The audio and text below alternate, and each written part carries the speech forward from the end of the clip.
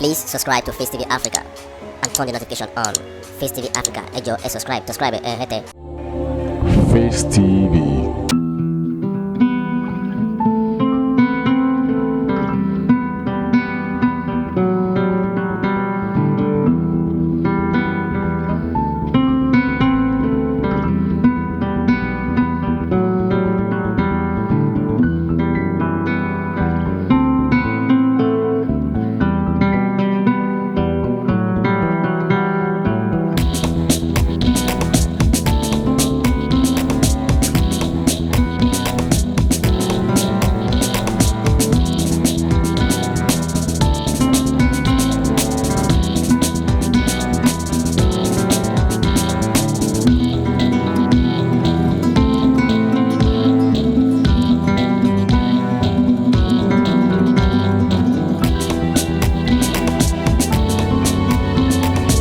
Subscribe to Face TV Africa and turn the notification on.